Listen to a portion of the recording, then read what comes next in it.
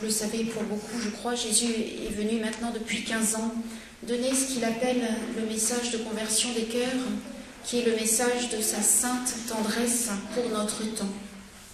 Dans ce message, il nous parle de son retour dans les cœurs, son retour dans la gloire. Et il dit qu'il a gardé ce message comme un trésor de son cœur pour notre humanité, pour notre époque, où il y aurait tant de souffrances, tant de mal, tant de ténèbres, dues au péché des hommes, dues à la liberté de faire le mal des hommes. Alors Jésus, qui est infiniment miséricordieux, infiniment aimant, s'est choisi un petit instrument qui vivait dans le péché. C'était moi à l'époque, il y a 15 ans. Et puis il est venu délicatement, doucement, progressivement, me dévoiler toute la sainte tendresse de son Sacré-Cœur pour nous, pour toute l'humanité.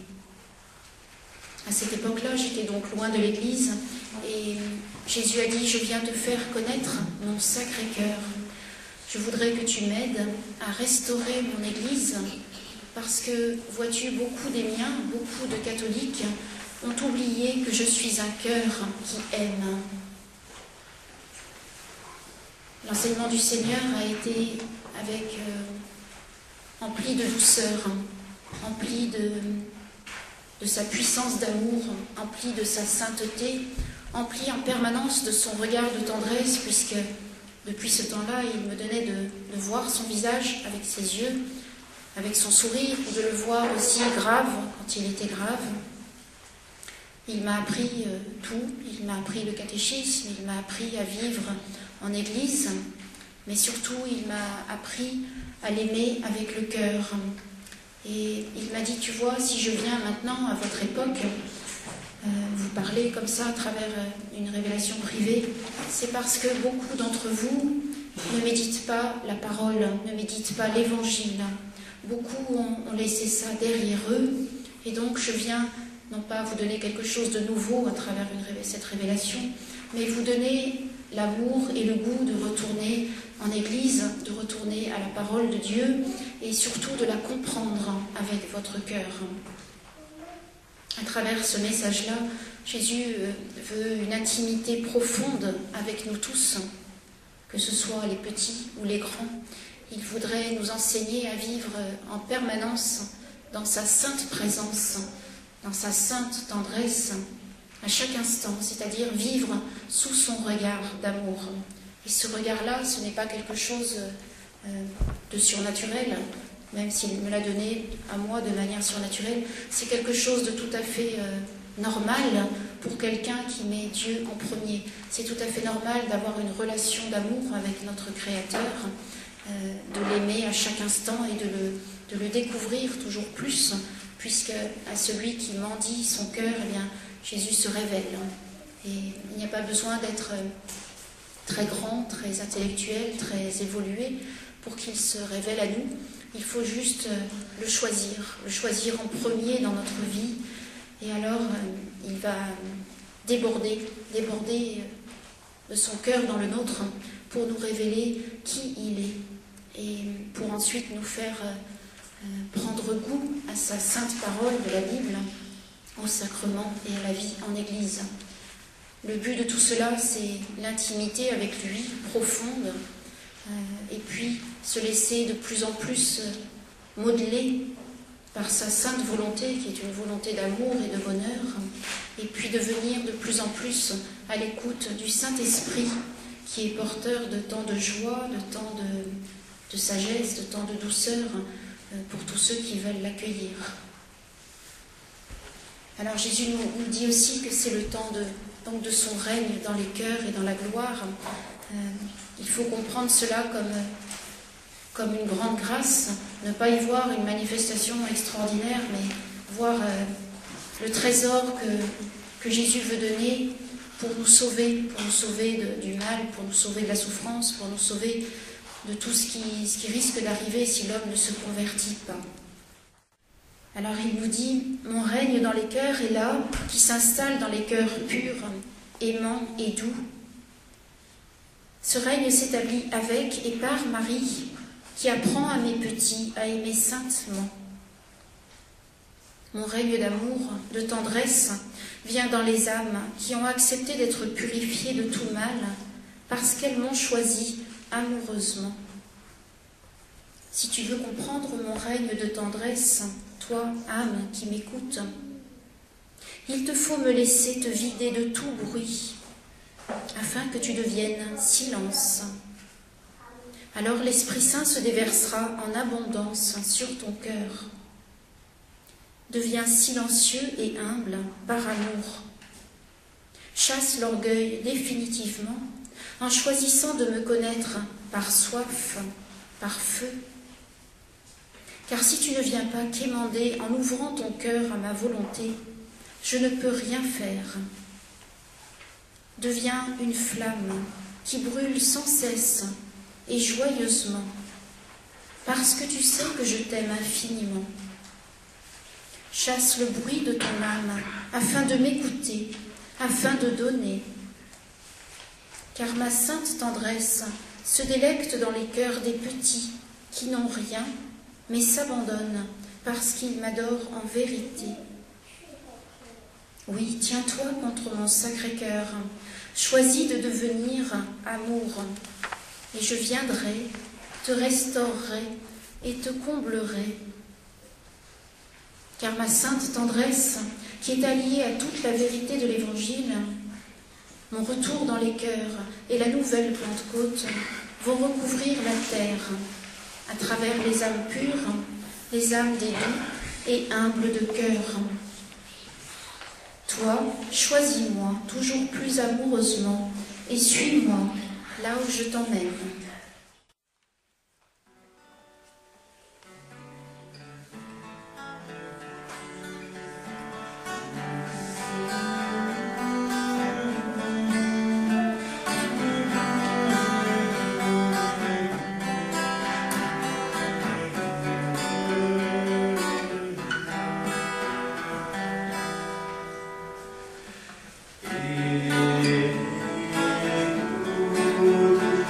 Oh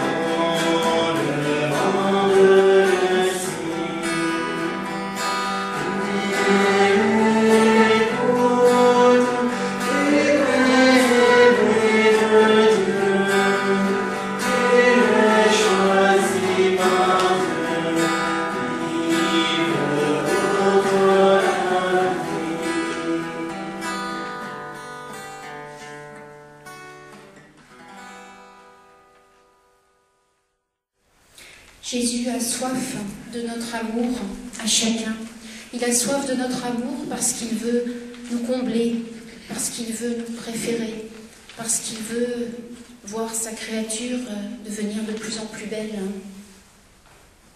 Alors lorsqu'il est venu, donc il y a ces 15 ans de ça, il m'a dit, veux-tu être intime avec moi? Je t'apprendrai tout, je serai toujours à tes côtés. Et en fait, depuis ces 15 années, le Seigneur a toujours été d'une délicatesse extraordinaire, toujours avec infiniment de respect envers nous, envers notre liberté de le choisir. Et il m'a dit, tu sais, cette intimité, je la voudrais avec chaque âme.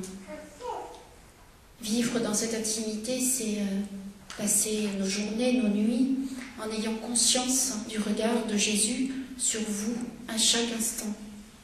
C'est le mettre en premier, c'est accepter qu'il soit notre invité permanent au fond de notre cœur. Et toutes ces années, le Seigneur ne m'a jamais quittée. Il m'a donné de l'entendre à n'importe quel moment de la journée, puisque je peux lui parler, l'entendre comme je vous parle. Et c'est devenu presque plus naturel pour moi de parler avec Jésus, qui est toujours là, comme une personne qui est toujours avec vous. Mais c'est encore beaucoup plus naturel avec Dieu, parce qu'il est l'infini, parce qu'il est celui qui nous aime le plus, celui qui nous accompagne en permanence, qui connaît toutes nos pensées et qui veut nous épanouir et qui veut nous rendre heureux. Et même si il n'est pas donné à chacun de l'entendre en français comme ça depuis tant d'années, eh bien il est donné à chaque personne de pouvoir avoir cette relation intime, profonde, de plus en plus profonde. Et ça se fait dans la prière du cœur, ça se fait dans le oui du cœur, ça se fait dans la prière silencieuse. Il suffit d'avoir choisi Dieu en premier dans nos vies. Il suffit de croire qu'il veut se révéler à notre cœur pour nous faire devenir tout proche de lui. Si Dieu veut être si proche, c'est pour nous rendre notre dignité, c'est pour nous apprendre à aimer, c'est pour nous préparer pour le ciel, c'est pour nous donner d'aimer partout où nous passons, d'aimer en lui et profondément. Alors je demandais au Seigneur tout à l'heure, je lui dis, mais que veux-tu que je leur dise à tous ici aujourd'hui? Et il me disait, je voudrais qu'ils sachent que je les aime infiniment. Je voudrais qu'ils me choisissent. Je voudrais qu'ils sachent que je suis la miséricorde infinie. De voir cette tendresse de Dieu pour nous, c'est quelque chose de très fort, c'est quelque chose qui renverse. Et le Seigneur n'attend qu'une chose, c'est que nous lui disions oui dans la confiance. Que nous lui disions oui, Seigneur, tu peux venir tout bouleverser dans notre vie comme tu as envie. Tu peux venir mettre le désordre dans notre vie bien rangée pour y mettre ton ordre. Tu peux changer tout ce que tu désires dans ma vie pour nous donner la lumière. Pour cela, pour se dire ce oui profond au Seigneur, eh bien, il faut rencontrer son regard, il faut aller mendier son amour, parce que c'est très difficile de dire oui au Seigneur quand on ne l'a pas rencontré, quand on n'a pas perçu sa sainte tendresse. À ce moment-là, c'est plutôt un oui par devoir. Et moi, j'appellerais cela un oui tiède, parce que ce n'est pas un oui du cœur. Jésus dit que beaucoup de catholiques disent un petit peu oui, parce qu'ils savent qu'il faut faire telle ou telle chose, ils savent qu'il ne faut pas faire tel ou tel péché. Mais au-delà de ça, ce que le Seigneur voudrait, c'est l'union profonde avec son cœur. C'est repousser le péché, repousser le mal, parce que c'est un désir de notre âme, parce que nous brûlons d'amour pour lui. Alors Jésus dit, venez mendier ma sainte tendresse, venez demander de la percevoir, parce que tous, vous pouvez la percevoir, si vous avez foi, si vous osez faire silence, si vous osez croire que Dieu est si proche de vous. Vous voyez, à n'importe quel instant, là, vous pourriez entendre le Père ou Jésus, ou même l'Esprit Saint, vous parler comme je l'entends. Et c'est quelque chose qui bouleverse. Mais même si vous ne l'entendez pas, Jésus est là et il voit la moindre de vos pensées. Il voit votre cœur, il voit même plus profondément que ce que nous voyons en nous-mêmes. Et ce regard de Jésus, eh bien, il est pour chaque personne parce qu'il aime infiniment et différemment chaque personne. Il veut d'abord se révéler dans son amour pour que nous puissions le choisir ensuite librement. Et puis quand nous l'avons choisi librement, eh bien, après, Jésus nous dit, tu vois, maintenant, si tu veux me connaître encore plus, si tu veux que je me révèle encore davantage à toi, si tu as compris que tu es sur terre pour aimer et uniquement pour aimer et découvrir la vie, eh bien, il faut me laisser te purifier de tout ce qui est mauvaises herbes, comme un jardinier qui va enlever les ronces et les plantes.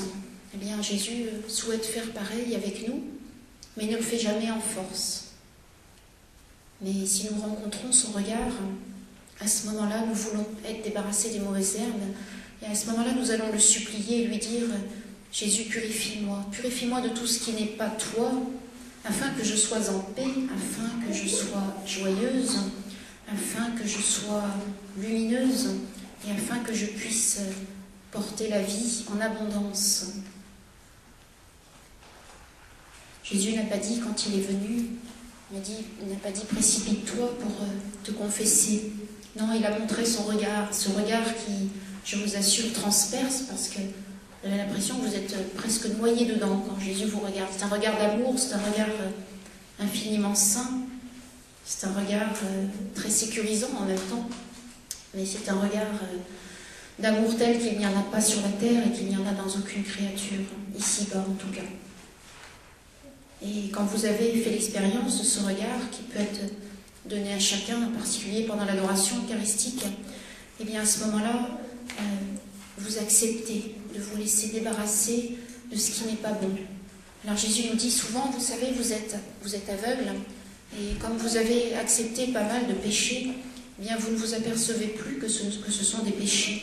Mais si vous venez un petit peu en silence dans la prière, si vous venez adorer, eh bien tout de suite ça va vous sauter aux yeux. Tout ce qui n'est pas selon mon cœur, tout ce qui n'est pas selon l'amour, tout ce qui est mensonge, tout ce qui est égarement, ça va vous sauter aux yeux et vous allez avoir besoin de vous précipiter dans le sacrement de réconciliation pour être libéré de tout cela, libéré par amour et guéri par amour. Parce que aller se confesser, ce n'est pas une visite chez le médecin comme ça pour que tout aille bien et puis se dire ça y est, je suis en paix avec le Seigneur et tout va bien. C'est quelque chose de beaucoup plus profond. C'est une rencontre d'amour avec Jésus qui nous appelle non pas pour nous reprocher ce que nous sommes, mais pour nous délivrer de ce qui nous empêche d'être heureux. Parce que le but de Dieu, c'est de nous rendre heureux dans la vérité tout entière et de nous rendre vraiment joyeux de la véritable joie divine. Cette joie divine, c'est pas une joie passagère, c'est pas une joie de personnes exaltées, c'est une joie, comme le disait un prêtre que j'aime beaucoup, il disait c'est une joie grave, c'est-à-dire que c'est une joie qui, malgré toute épreuve et toute souffrance, demeure au plus profond du cœur et de l'âme. C'est la joie de celui qui est toujours uni à Dieu, uni au Sacré-Cœur de Jésus, et cette joie-là, elle ne part jamais. C'est-à-dire que malgré tous les bouleversements que votre vie peut apporter, malgré toutes les épreuves, les souffrances et les maladies, eh bien, au plus fort de la tourmente, Jésus va vous donner cette sainte joie qui est la joie de sa présence. Et pour l'avoir expérimenté dans beaucoup de moments de douleur et de souffrance très profondes et très pénibles, je peux vous dire que Jésus a toujours été là, encore plus là quand il y avait ces moments de douleur, parce qu'il voulait consoler, il voulait combler. Et à ce moment-là, la souffrance, eh bien, n'est plus souffrance, parce que la présence de Dieu est bien plus forte. Alors Jésus nous disait, il y a une semaine ou deux, à chacun, « Laisse-moi me fondre en toi, parce que je suis l'amour. Laisse-moi prendre toute place en toi, pour que tu vives et respires. Accorde-moi ton silence, ton regard, afin que je transparaisse en toi. Car voici venu le temps de mon cœur, qui désire exploser dans le tien. Mon cœur est tendresse, mon cœur est vérité. Accepte mon sacré cœur, écoute ses battements. Donne-moi largement à ceux que je te donne, afin qu'ils me rencontrent et me donnent à leur tour. Ainsi vous serez forts, et la terre revivra, le mal sera chassé, et vous serez dans ma joie.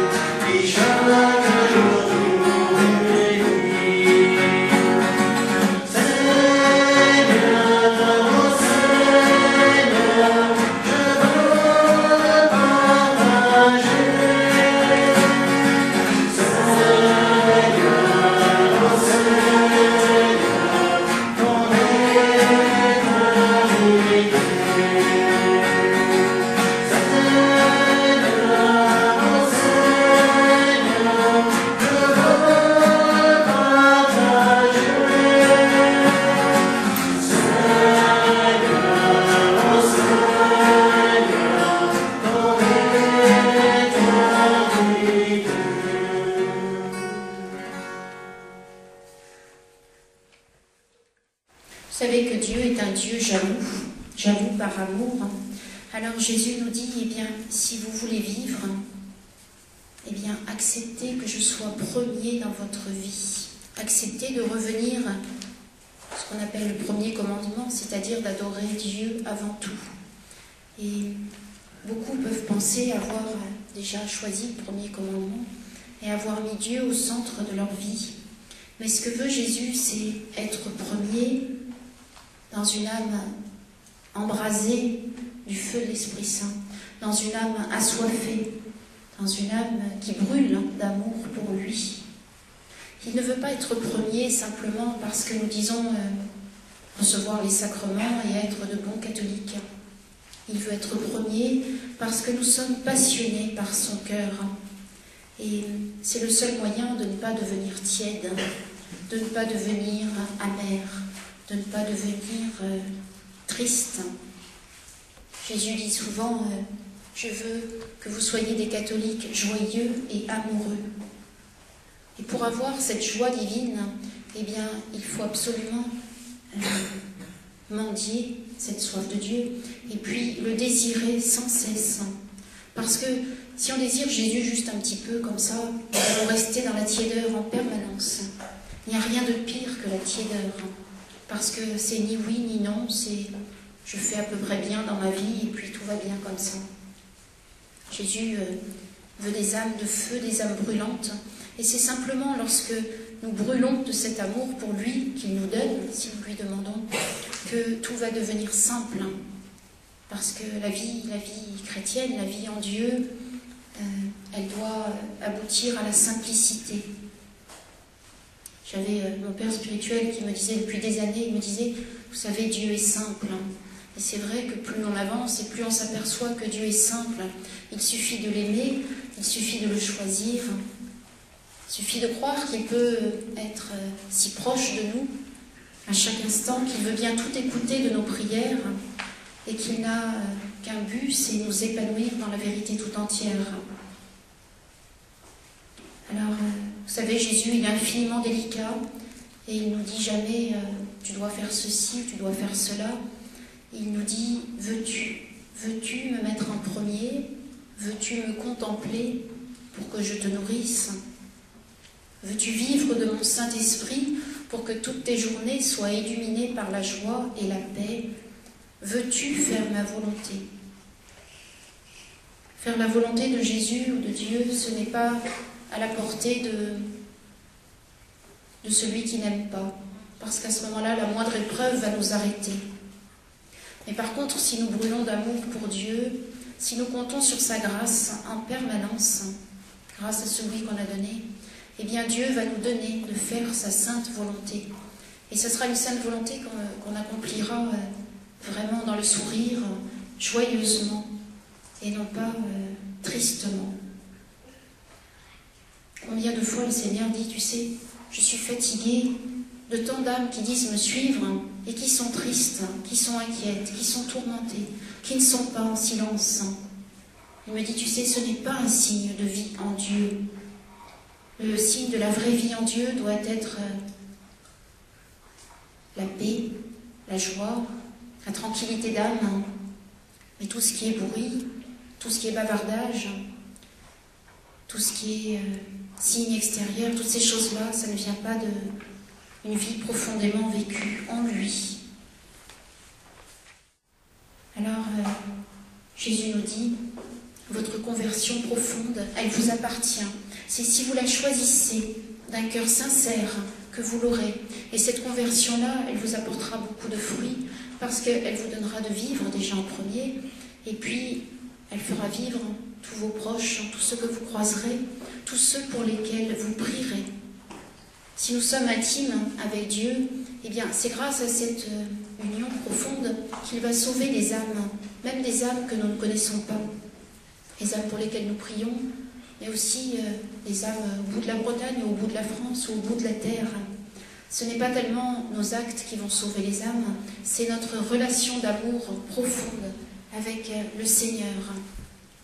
Jésus nous dit souvent, lorsque vous m'aimez, lorsque vous passez du temps avec moi en prière, seul ou devant le Saint-Sacrement, lorsque vous me donnez la première place dans votre cœur, vous avez peut-être l'impression de ne rien faire ou de vous reposer, mais pendant ce temps, je suis en train de sauver des âmes. Et si on a foi en cela, eh bien, cela donne encore plus d'ardeur, encore plus de courage, encore plus d'amour pour être en prière. Jésus nous dit, laisse-toi vaincre par l'amour qui t'aime. Laisse-moi emplir ton cœur de ma sainte présence. C'est par ta confiance en ma tendresse infinie que tu me le permettras.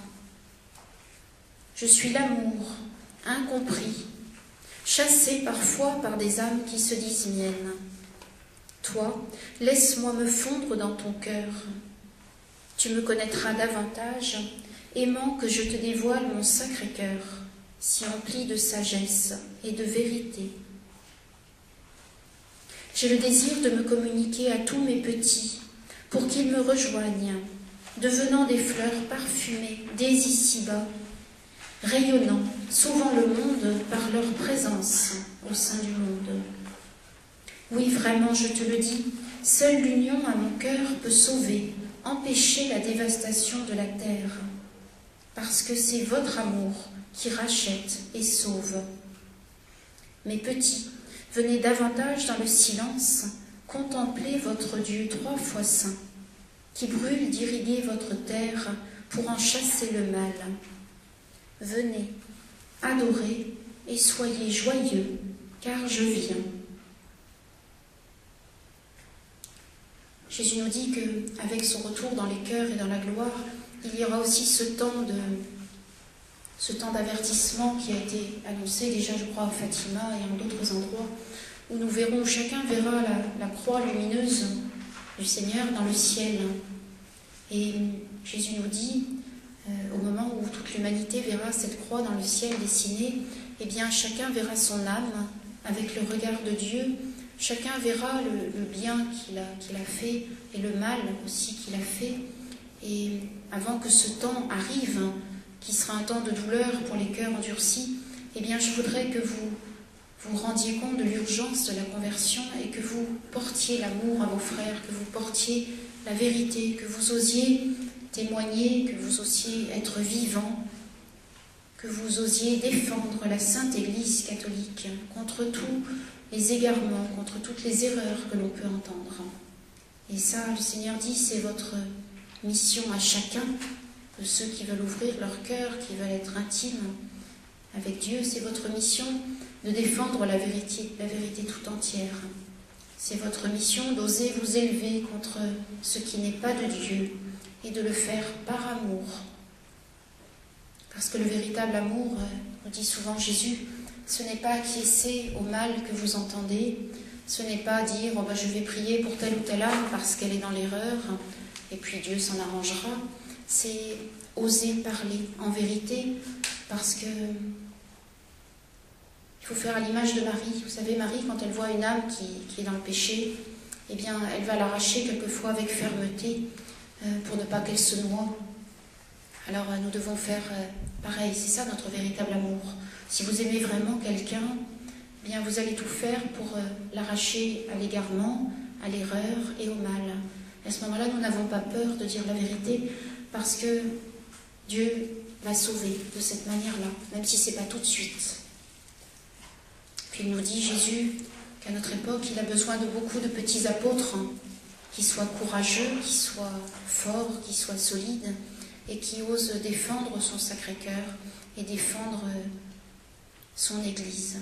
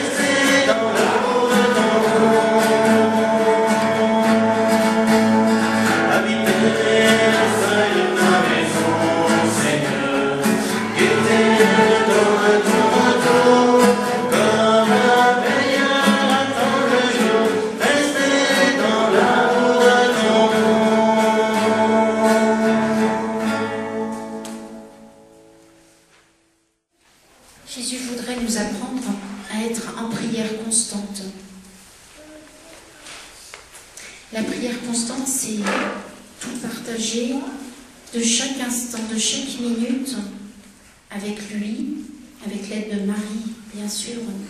C'est avoir conscience de son regard, quoi que vous fassiez, tout le long de la journée. Ça peut peut-être paraître difficile à certaines personnes, mais c'est quelque chose, vous pouvez tous y arriver.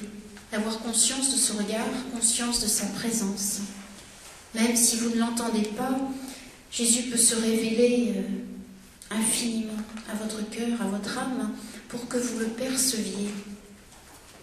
Et si on accepte de faire chaque petite chose avec lui, n'importe quoi, des distractions, des promenades, du travail, si on le fait avec lui, sachant qu'il est là, dans notre cœur, qu'il nous accompagne,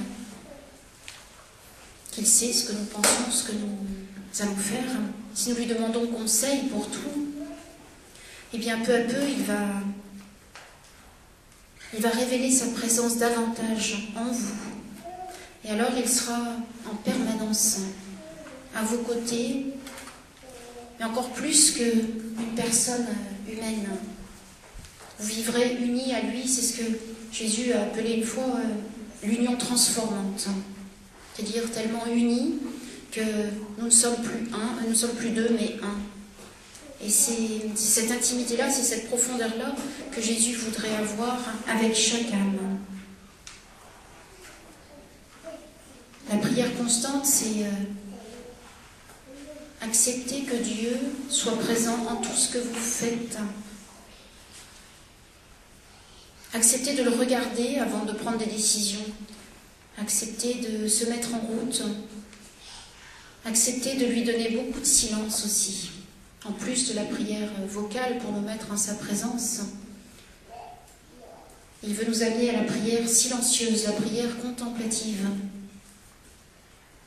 Parce que c'est uniquement dans le silence que Dieu se révèle et se dévoile. Ce silence-là, bien sûr, il ne vient pas tout de suite. Au début, on a besoin de beaucoup parler pour dire, par exemple, tous nos soucis au Seigneur. Il les écoute avec infiniment de délicatesse, infiniment d'amour. Je me rappelle que lorsqu'il est venu me voir, j'avais 36 000 questions à lui poser et il me répondait toujours, jusqu'au moment où je me suis lassée de poser des questions parce que c'était un bavardage pour moi qui me fatiguait et qui ne me donnait pas spécialement la présence de Jésus, même s'il me répondait à toutes mes questions. Il m'a fait comprendre par là qu'au-delà de la prière en parole, eh bien, il faut arriver à se taire, il faut arriver à faire un grand silence dans notre cœur, parce qu'à ce moment-là, il vient avec tout son amour, toute sa tendresse, avec tout ce qu'il veut vous dire, qu'il n'a pas besoin d'exprimer en français. Et c'est à ce moment-là que vous allez le percevoir, le ressentir et donc le choisir. Et plus nous allons dans cette vie spirituelle et plus nous aimons le silence, parce que c'est toujours là que Dieu vient. Et le silence, ça doit être un petit peu notre but dans la journée, c'est d'avoir l'âme suffisamment vide, suffisamment à l'écoute, suffisamment amoureuse du silence, pour que Dieu puisse s'y précipiter en chaque instant. Et quand vous avez goûté à ce silence, qui est un silence de prière silencieuse, comme dit le Seigneur, eh bien à ce moment-là, vous ne pouvez plus vous en passer, parce que Dieu prend toute la place dans le cœur. Je dis souvent qu'il m'avait montré une image de mon âme qui était comme un appartement où tout avait été déménagé et les murs avaient été tout repeints en blanc et il n'y avait plus de meubles, il n'y avait plus rien dans cet appartement-là, sauf une petite lumière rouge qui était une flamme. Et le Seigneur m'avait dit, tu vois, j'ai tout rangé en toi. Alors je lui avais dit, mais Seigneur, tu as tout enlevé. Il m'a dit, oui, j'ai tout enlevé parce que j'ai fait le vide pour qu'il y ait toute place pour moi. Il n'y a plus que la flamme de l'amour qui brûle dans ton cœur. Et c'est grâce à ce vide que j'ai fait, grâce à la purification de ton âme qui était matérialisée par la peinture blanche, les murs blancs. C'est comme ça que je peux venir dans ton cœur maintenant et te nourrir et te combler de ma sainte présence. Jésus nous dit que dans ce silence, il peut tout faire pour nous. Il peut nous donner toute paix, toute solidité, tout courage, toute foi, toute espérance aussi malgré les épreuves. Et Ce silence-là, c'est à nous de le choisir et de le vouloir. Beaucoup de personnes me disent, vous savez, moi je ne peux pas être en silence parce que voilà, ça travaille dans ma tête, ça pense, c'est tourmenté, c'est inquiet. Et ces âmes-là souvent attendent sur une chaise que tout d'un coup ce soit le silence en elles. Et Jésus nous dit, rendez-vous compte que vous êtes libre. Vous êtes libre de faire le vide en vous. Vous êtes libre de refuser les tentations du démon. Si vous avez envie d'être en silence, si vous avez envie d'être comblé par mon amour, vous pouvez le faire. Vous êtes libre de vous-même. Ça vous appartient. Parce que Dieu donne toute grâce à celui qui lui demande quelque chose de bon, quelque chose avec le cœur. Alors c'est à nous de donner cette place à Dieu volontairement, amoureusement, avec ferveur, pour qu'il puisse venir. Ce silence, c'est un petit peu aussi un des fruits de la vie dans le Seigneur. Une âme qui ne devient pas silencieuse, qui ne devient pas plus simple, qui ne devient pas plus détachée des choses de la terre, justement parce qu'elle est comblée par l'amour de Dieu, eh bien c'est une âme qui ne grandit pas. Alors Jésus nous dit, demandez la lumière à l'Esprit Saint. Priez chaque jour le Saint-Esprit pour qu'il vous amène dans cette simplicité, cette profondeur spirituelle, pour que vous puissiez être solide, puissiez être fort. Jésus voudrait qu'on soit toujours bon, qu'on soit toujours de bonne humeur, qu'on soit toujours solide, qu'on soit toujours l'âme silencieuse et brûlant en même temps. Pour ça, il faut appeler Marie, notre sainte maman, parce que la première en chemin, elle a été la perfection dans tous ces domaines. Et là où nous ne savons pas comment nous abandonner à Dieu, eh bien, elle sait, puis en plus, quand Marie vient, elle est très ferme, elle est très concrète, elle est pleine de douceur maternelle en même temps, mais elle ne laisse jamais de place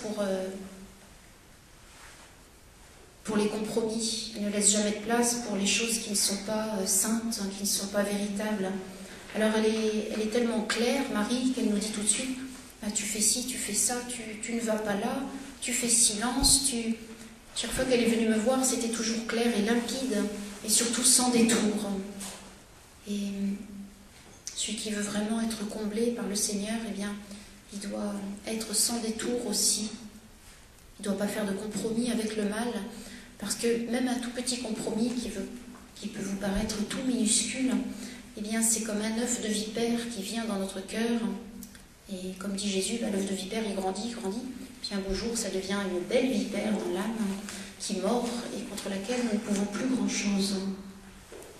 Alors Jésus dit, faites attention, ne faites pas de compromis avec le mal, parce que le démon fait tout pour vous empêcher d'être heureux, pour vous empêcher d'être joyeux, pour vous empêcher d'être épanoui. Alors si vous voulez vivre, si vous voulez être restauré, renouvelé, joyeux, eh bien il vous faut choisir la sainte vérité de l'Évangile en entier. Puis Jésus nous dit, vous devez devenir des tout-petits. Des tout-petits, c'est-à-dire comme des enfants qui sont toujours abandonnés à la volonté de Dieu. Petits enfants qui ont confiance, une confiance inébranlable en l'amour de leurs parents, qui sont capables d'être toujours joyeux malgré les épreuves, parce qu'ils ont confiance que les parents vont toujours être là pour les aider, pour les sauver, ils ne s'inquiètent de rien, ils ne se tourmentent pas, ils savent éclater de rire pour des toutes petites choses. Et c'est parce qu'ils ont cette confiance, ils ont cette foi. Alors Jésus nous dit, devenez comme des petits enfants, en étant persuadés que je veux votre bonheur, que je veux votre épanouissement. À ce moment-là, quand vous croirez que le cœur de Dieu est amour, eh bien vous deviendrez humble, vous deviendrez tout petit, parce que plus rien ne vous blessera, plus rien ne vous fera vraiment de la peine, parce que vous aurez votre trésor, c'est-à-dire l'amour du cœur de Dieu. Alors après, le Seigneur, il nous dit, une fois que vous avez rencontré mon amour si fort et que vous le vivez à chaque instant de vos journées, eh bien cet amour-là, vous devez le donner à vos frères. Vous devez le rayonner partout où vous passez. Ce n'est pas un amour à l'eau de rose, c'est un amour bien plus profond. C'est un amour plein de vérité, la vérité de l'Évangile. C'est un amour qui veut donner Dieu à nos frères et à nos sœurs. C'est-à-dire qu'on les aime tellement qu'on voudrait qu'ils fassent cette rencontre eux-mêmes avec l'amour de Dieu. Et aimer ses frères, c'est être tellement en prière soi-même, tellement en silence avec Dieu, tellement unis à lui à travers les sacrements, que Dieu arrive à rayonner pour tous ceux qui sont de bonne volonté. C'est quelque chose que Jésus veut faire avec chacun d'entre vous. Ce n'est pas destiné à certaines personnes. Chacun a ses nuances et avec chacun d'entre vous, Jésus peut donner démesurément si vous le voulez bien.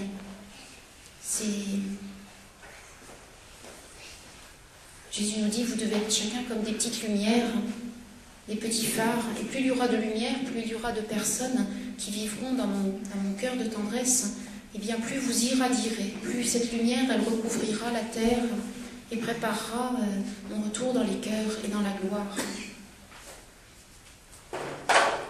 Et puis Jésus nous dit qu'il y a urgence à donner aux uns et aux autres. Urgence parce qu'il y a beaucoup de mal, il y a beaucoup de péché, il y a beaucoup de souffrance.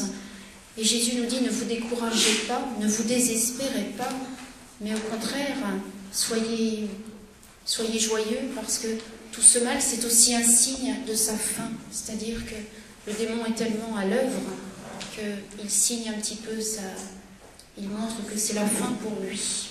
Parce que Dieu va venir vaincre. Il nous dit qu'il va renouveler tout son corps, toute son Église, qu'à nouveau des petites âmes solides vont se lever. Et grâce à notre amour à tous, eh bien, il va pouvoir restaurer notre terre. Mais encore faut-il que nous l'aidions, encore faut-il que nous le croyions.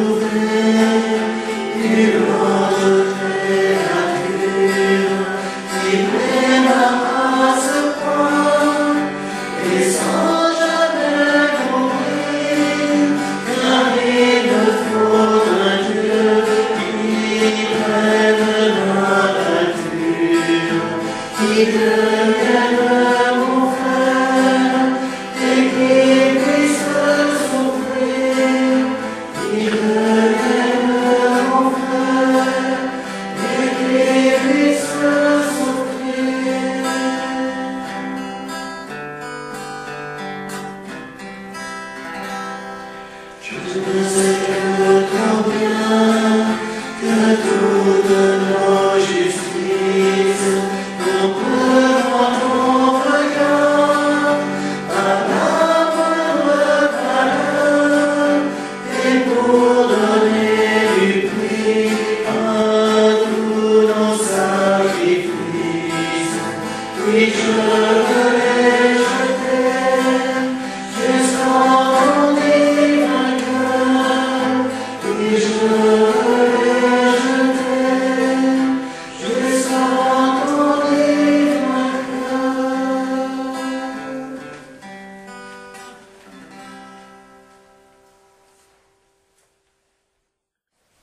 Petit mot sur la croix. La croix qui me faisait si peur lorsque le Seigneur est venu, puisque je lui dis, Seigneur, là tu me montres toute ta tendresse et tout ton saint amour, mais bientôt tu vas me donner beaucoup de souffrances à porter, et tu vas certainement me donner la croix. Et le Seigneur avait été très triste que je lui dise cela. Il m'a dit, mais tu me prends pour un bourreau. Et alors il m'a expliqué ce qu'était la croix. J'ai mis un petit peu de temps avant de comprendre, avant de croire, parce que la croix, ce n'est jamais Dieu qui la donne, c'est le mal qui la donne. Et Jésus est toujours là pour nous aider à la porter. Il a dit, tu dois comprendre le mystère de la croix, parce que le démon s'arrange toujours pour que les âmes aient peur de la croix et qu'elles pensent que ça vient de moi. Il me dit, il ne faut pas t'arrêter à la croix, il faut que tu ailles jusqu'à la croix glorieuse. La croix glorieuse, c'est être uni si profondément à la tendresse de Dieu, à cet amour présent et perçu dans votre cœur, que la croix n'est plus un fardeau par elle-même, parce que l'amour de Dieu consolateur est beaucoup plus grand qu'elle. Vous m'auriez dit cela il y a 15 ans, je vous aurais dit, moi je ne suis pas d'accord pour porter la croix parce que je ne pense pas que la consolation puisse être plus forte. Mais après 15 ans, après tout ce que j'ai pu traverser, je ne pensais pas que ça m'arriverait, eh bien, je peux dire que les moments de joie les plus profonds ont été les moments sous la croix, parce que la tendresse de Dieu s'est fait encore plus forte, plus fidèle, plus douce, dans ces moments-là. Et c'est ce qui me permet de dire que Dieu est éternellement fidèle à ses petits, et que lorsque nous voulons bien le mettre en premier, eh bien la croix devient glorieuse. C'est-à-dire c'est la croix du ressuscité, c'est non pas une croix qui effondre, qui nous rend sans force, mais c'est une croix où il y a toute la présence de Dieu, une croix qui nous donne beaucoup d'espérance parce que nous savons que Dieu va tout renouveler et tout faire neuf, tout faire à nouveau bien. Alors il dit, j'ai été élevé sur la croix pour vous montrer à quel point je vous aime et combien seul l'amour peut vaincre le mal. C'est uniquement par l'amour que vous vous élèverez au-dessus du mal. Et c'est aussi ainsi que vous vivrez la joie profonde de la croix glorieuse. L'amour profond rencontre la croix, car le mal sur cette terre rejette mes agneaux, essayant de les crucifier comme je l'ai été.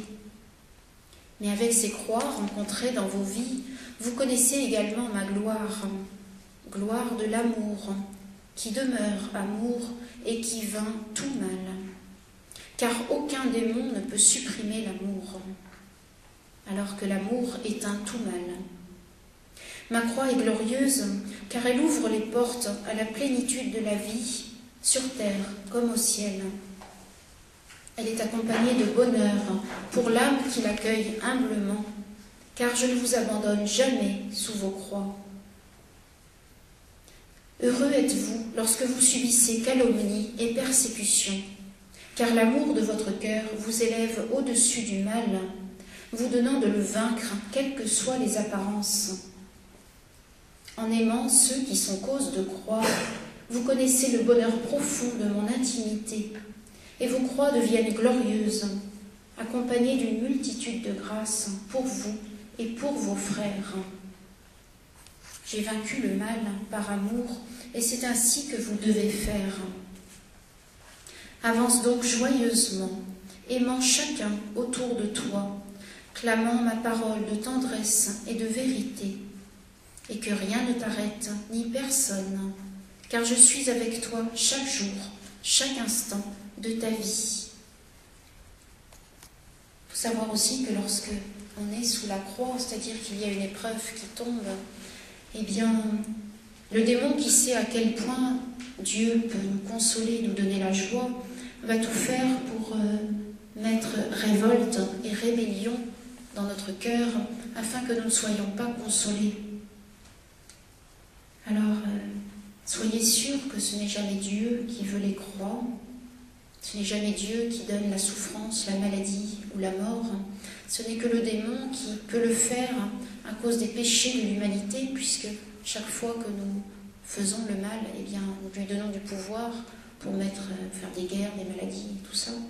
Mais que Dieu est infiniment plus grand et qu'au-delà de la souffrance, il peut guérir, consoler, être là, réconforter et donner cette joie qui est la joie de son Saint-Esprit.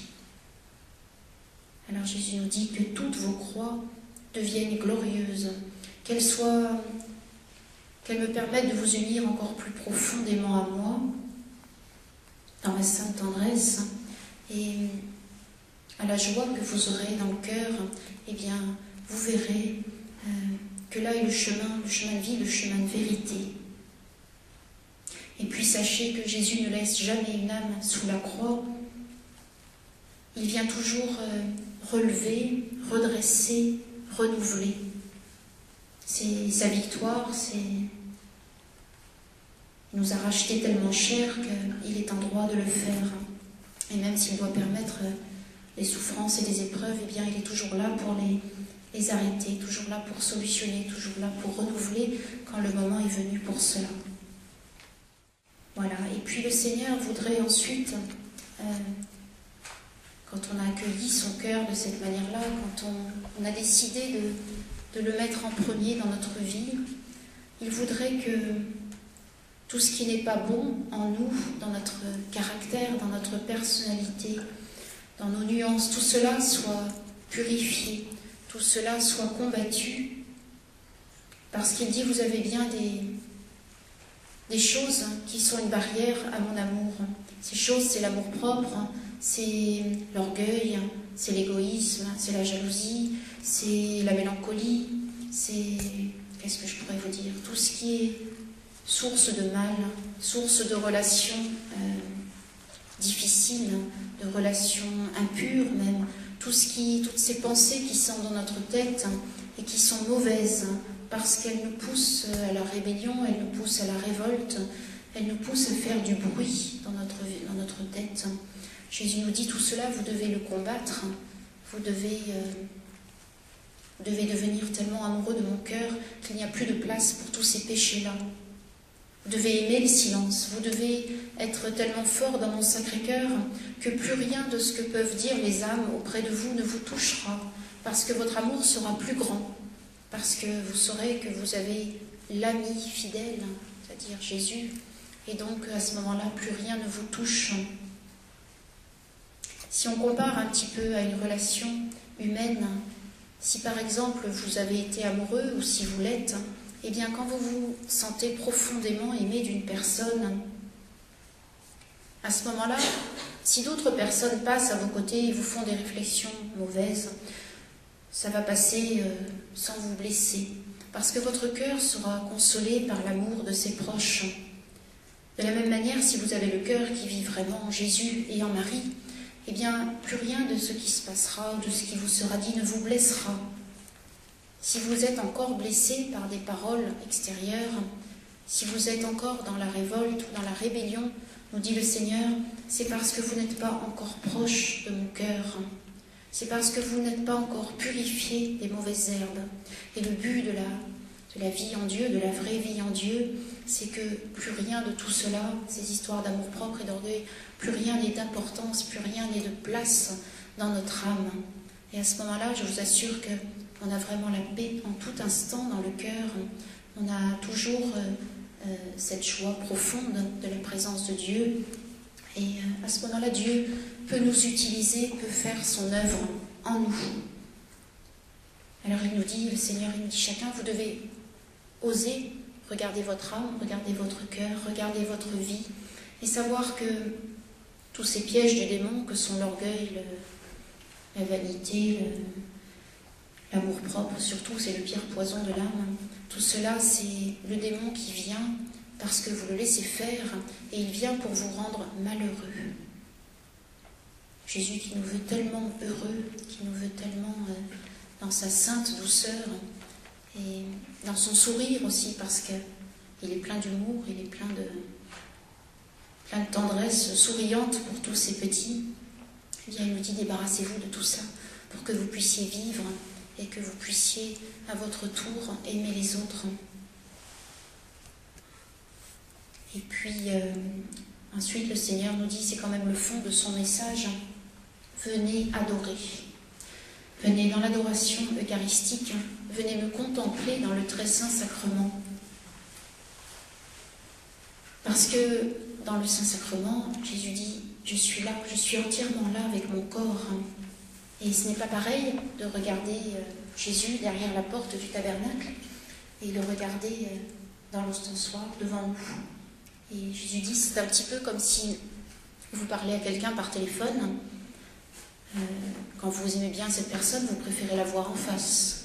Vous préférez regarder ses yeux, son visage, son sourire. Vous préférez être en sa présence. Et bien de la même manière, vous devez venir me contempler dans le Saint-Sacrement parce que à ce moment-là, je vous traverserai de mon regard d'amour. Et c'est à chacun d'en faire l'expérience, d'oser regarder Jésus dans le très saint sacrement, et vous verrez qu'il attire votre regard, il se répand en vous, il se révèle en vous, et petit à petit, vous n'arriverez plus à détacher votre regard de lui. Il dit que dans un temps proche, beaucoup le verront pendant l'adoration eucharistique, beaucoup le verront se manifester, beaucoup verront son visage, beaucoup verront son regard, et c'est une grâce pour notre temps, pour nous rendre solides devant tant de mal à l'œuvre, spécialement notre pays.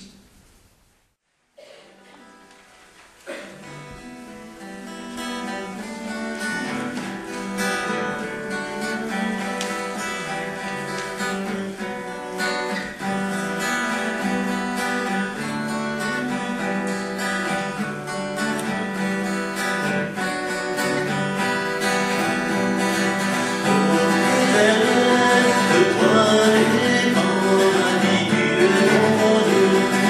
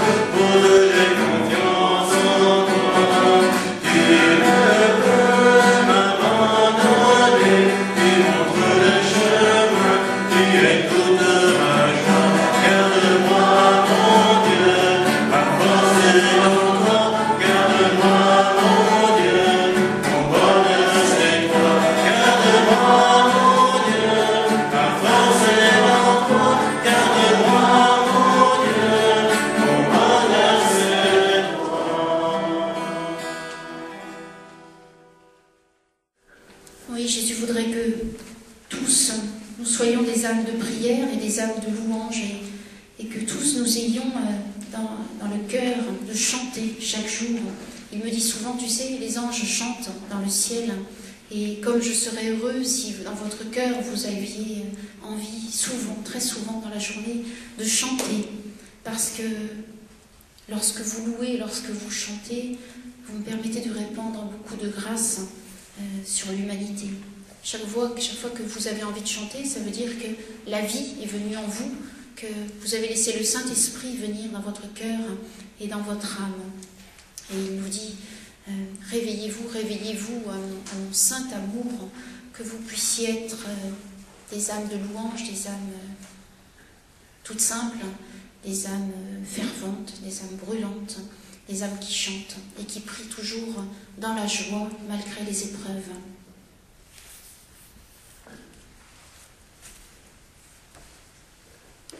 Jésus dit, lorsque tu aimes, tu désires passer du temps auprès de l'être aimé. En sa présence, tu vis, car l'amour partagé fait vivre. Si une âme m'aime vraiment, elle souhaite me regarder à chaque instant. Et plus elle me contemple, plus elle a soif de me connaître davantage. Alors je me révèle à elle, lui montrant mon cœur et tous les trésors d'amour qu'il contient. Lorsque cette âme grandit dans cet amour passionné pour mon cœur, elle a soif de m'adorer dans le saint sacrement que je suis, car elle est alors transpercée par ma présence d'amour glorieuse. Je veux être avec vous, je veux vous nourrir par l'adoration eucharistique à un point que vous n'imaginez pas.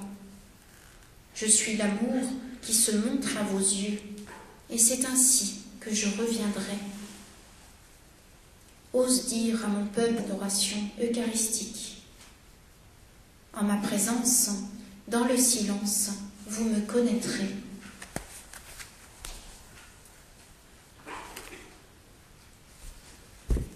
Voilà, avant la prière de guérison, je voudrais vous lire un petit message que je lis de temps en temps et qui était... C'était un jour où j'avais dit au Seigneur, tu m'as tellement dicté avec ces, je ne sais pas, 13 ou 14 volumes, ce qui m'a fait cheminer du tout début où je ne savais rien, et de plus en plus. Et je lui avais dit, Seigneur, qu'est-ce que tu veux que je garde de tout cet enseignement-là, parce que j'ai l'impression que j'ai oublié beaucoup.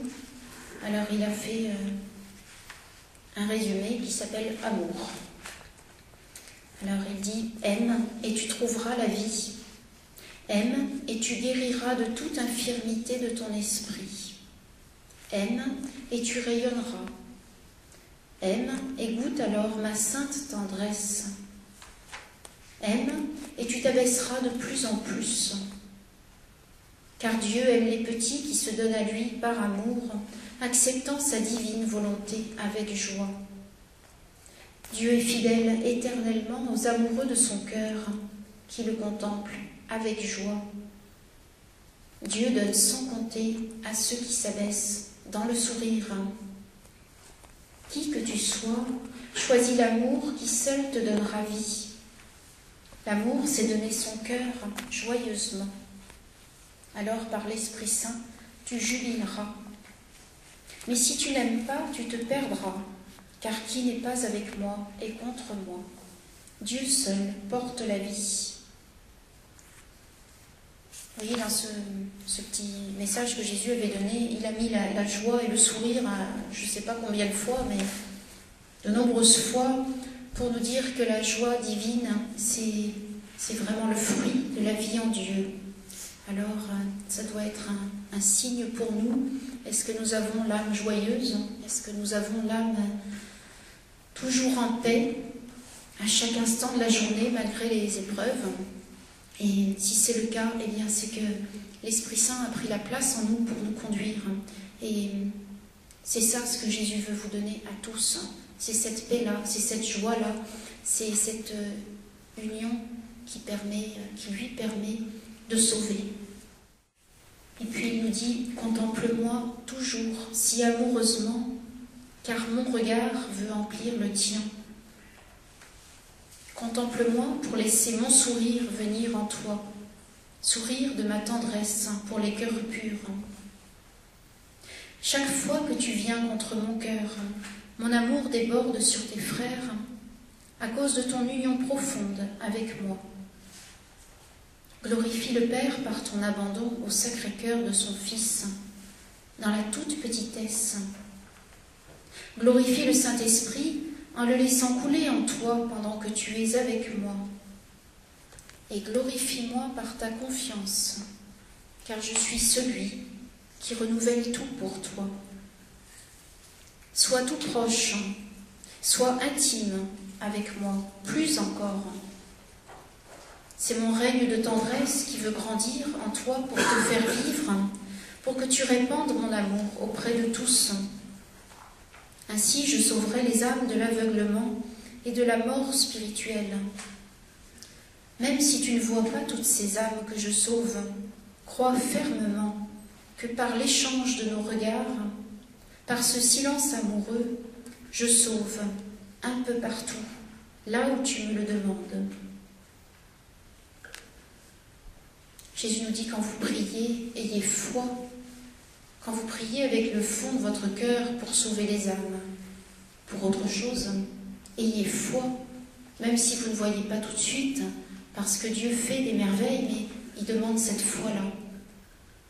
De la même manière que lorsqu'il était sur terre, le Seigneur demandait la foi pour guérir, enfin pour être guéri. Eh bien, il nous dit, chaque fois que vous avez assez d'amour pour moi, pour me prier avec foi, eh bien, je vous exauce encore plus vite, encore plus profondément, parce que c'est une preuve de votre amour, d'avoir foi. Voilà.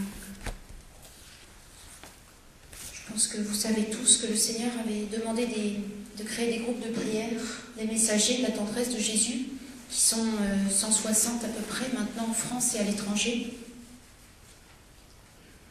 Et le Seigneur a dit, chaque fois que vous mettez en route un groupe de prière à partir de 2 ou 3 personnes, chaque fois que vous vous engagez à vivre dans mon cœur ainsi, à vouloir prier avec vos frères, eh bien, vous formez une petite ampoule électrique toute lumineuse, un petit peu quelque part sur la France. Et quand il y en aura beaucoup comme ça, eh bien, tout votre pays sera éclairé, sera renouvelé. Parce que partout où l'on prie, avec les prières communautaires, eh bien, la grâce abonde et déborde largement.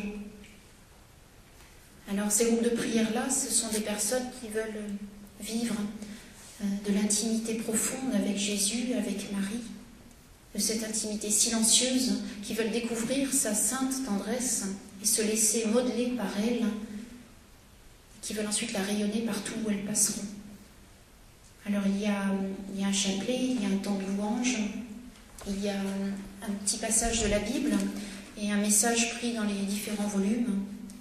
Il y a, lorsque c'est possible, un temps de silence, un temps d'adoration, lorsque c'est possible de le faire dans une église ou avec un prêtre. Et puis, le Seigneur demande surtout à ces groupes de prière-là qu'ils vivent dans la vérité tout entière, qu'ils la choisissent de manière à ce qu'ils puissent rayonner à travers eux. Parce que Dieu ne descend pas dans les cœurs impurs ou dans les cœurs qui partagent, c'est-à-dire qui prennent des bonnes choses mais qui en prennent des mauvaises aussi. Le Seigneur, il est entier, il veut tout. Il veut tout notre bonheur, il veut tout notre cœur pour que nous respirions, pour que nous soyons sauvés. Et puis, vous savez, nous avons cette maison de Marie, Notre-Dame de France, qui doit devenir une maison communautaire avec des frères et des sœurs qui voudront vivre de cette intimité avec le Seigneur, qui voudront faire partager aux retraitants cette sainte tendresse de Dieu. Voilà, alors pour l'instant, elle fonctionne avec des gens qui vivent autour, avec des proches, et nous accueillons petit à petit des personnes pour leur faire partager ce que nous avons reçu dans notre prière. Donc pour l'instant, nous n'avons pas les sacrements ici, sauf quand nous avons la chance d'avoir un prêtre en vacances. Donc nous allons à la messe et pour les sacrements autour. Mais le Seigneur demande que cette maison soit un lieu de foi profonde, un lieu de vérité profonde, un lieu où il pourra se révéler profondément. parce que les cœurs le choisiront, et puis il leur révélera tout ce qui va, tout ce qui ne va pas, de manière à les emmener toujours plus profondément dans la vérité et dans la joie, cette sainte joie qu'il veut donner à notre temps, à tous ces petits.